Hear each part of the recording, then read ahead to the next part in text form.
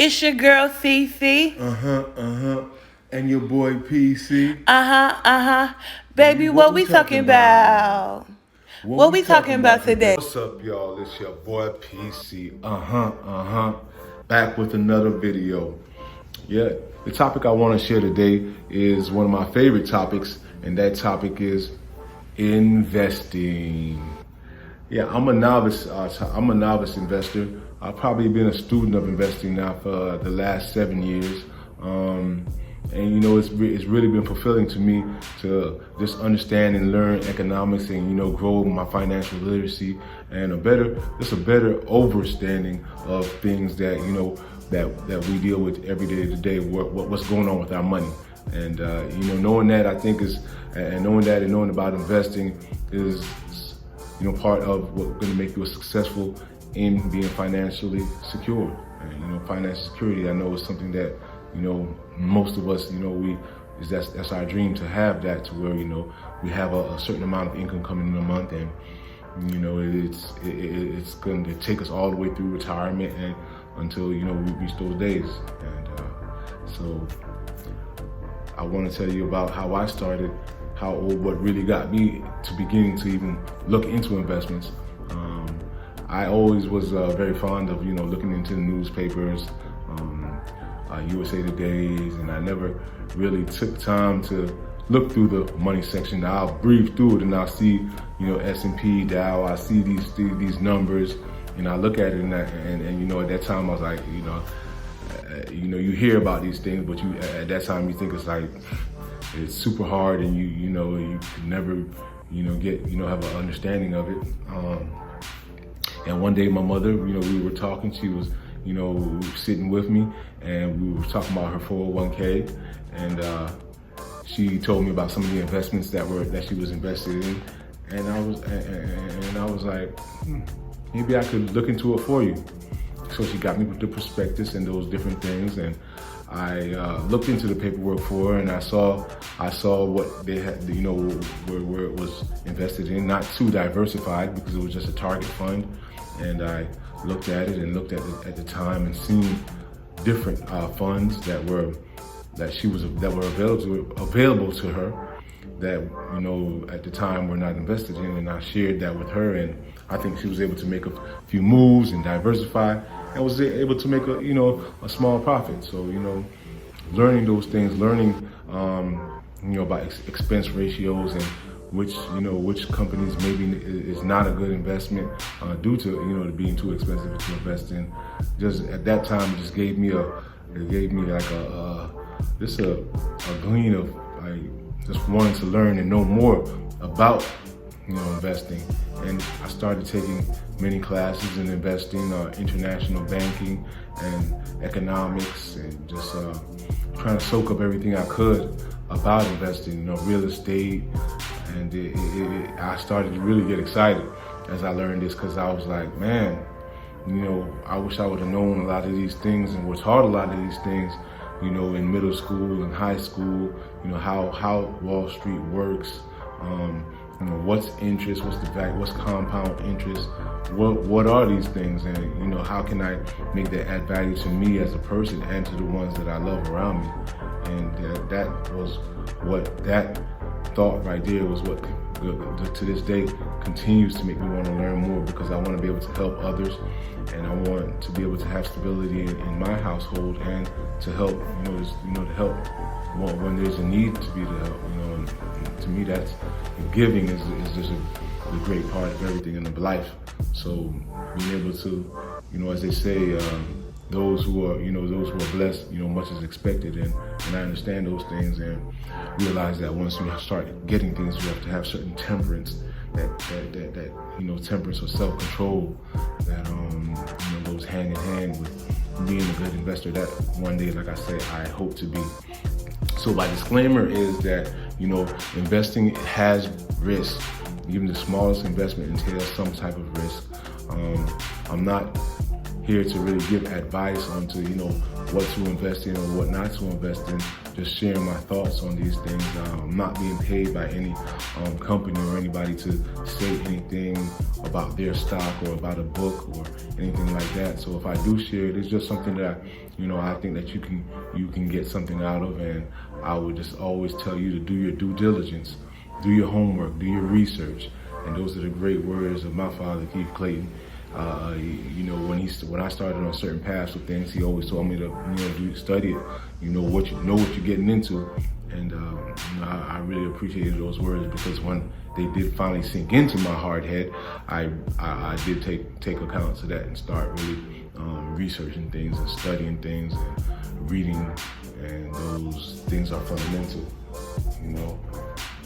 Here are 3 of the books that really that helped me out. Investment and Finance Dictionary, The Intelligent Investor, Black Swan. There's many books. One of my first books was The Rich Dad Poor Dad by Robert Kiyosaki, Think and Grow Rich by Napoleon Hill. I'm sure y'all have heard of these books, and maybe on different times we can come back and we can talk about a specific article or something that you comment about, or that we want to share, or the topic about. But this will just be my first investment video, and I hope to do more. And as I learn things, I want to share them with you. Maybe you can use them, and put them in your tool belt. That's what it's all about, stacking up that tool belt. So the more you know, the more the different aspects or the different arenas you can get into investing. Because they always say, multiple streams of income is very important. And as we talk about income, we're going to talk about, let's talk about the 3 different types of income. You have earned income. That's the income you work hard for. That's your paycheck. Unless, otherwise, like if you're a sole proprietor, that's also earned income because you're working for that money. You have portfolio income, which are your IRAs, your dividends, capital gains on stocks, stuff like that. That's in your portfolio. Your 401ks, all that is portfolio income. Then you have one of my favorites, of course, passive income. That's the income that you just sit and you get a monthly check, as in real estate. If you have multiple rents coming into you, and you're taking care of the expenses, but after that you're putting that money in your pocket. That's that passive income. That's the income that we try to turn our earned income into passive income. So, and the only way we can do that is by properly budgeting and managing our investment money, and and diversifying our portfolio, and of course not putting all your eggs in one basket. It seems like a simple concept, but I've fell for that and just put everything in one basket, feeling like I'm just gonna let it ride. And it's very risky to do that, because you can lose everything. You can lose everything, or you can lose a major part of your investment money. And suffering a drawdown is hard, because it takes a while to have to get back, and you have to really be doubling your money to get back. And so that takes time, and it's even more. So now you find yourself, maybe taking more riskier investments. So let's just be aware of that, of staying diversified, and not just throwing everything in one investment. There's another thing I do want to speak about, as far as educating yourself in financial literacy, is compounding interest, which I think we will probably have to have one session just to talk about compounding interest. Einstein said that this was like the 8th wonder of the world, because that's how your money grows. That's how your principal grows, when you allow it to grow. When you have an investment, and over time it's a percentage on it. Just like back in the day when I used to sell novelators, I might have $1 worth and make 25 cents. So that's 25% on my money. But every time I reinvest it, that money could continue to grow and grow and grow. And in actuality, if you had $1,000 and you could make 25% on it 24 times and continue that compounding effect.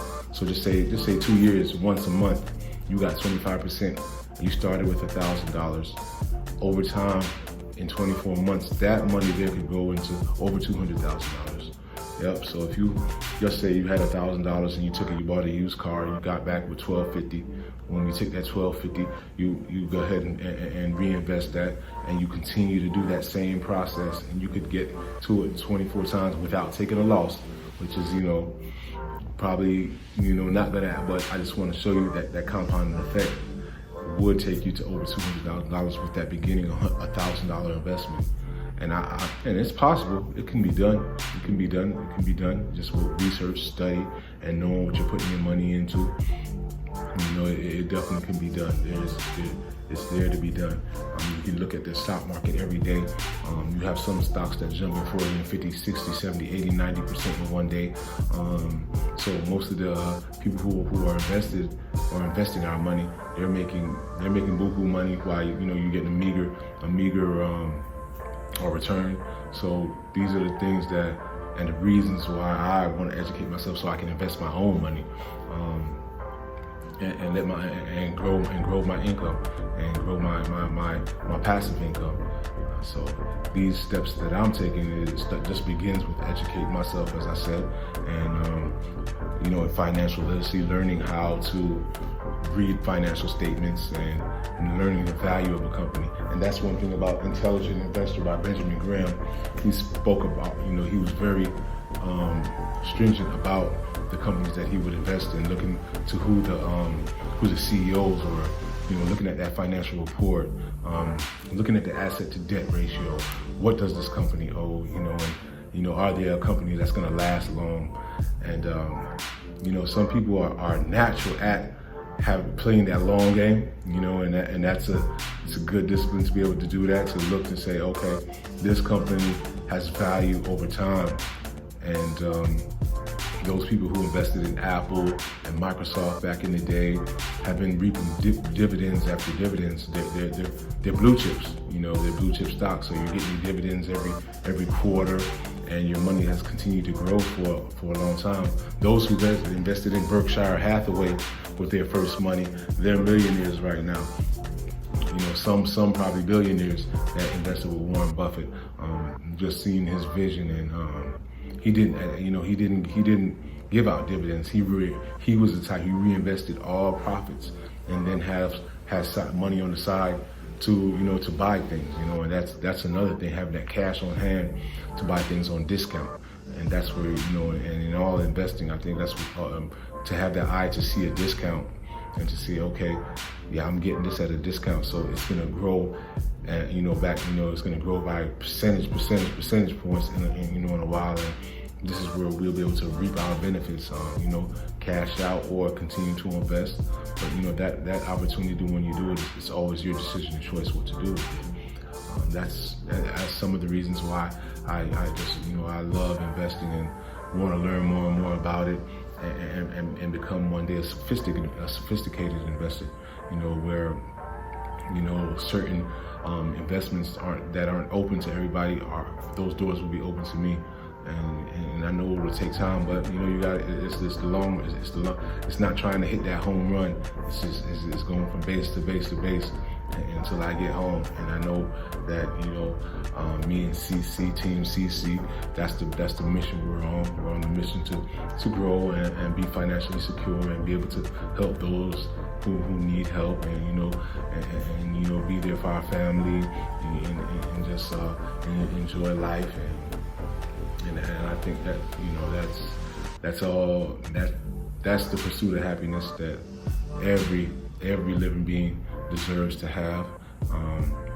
But it just starts with knowledge.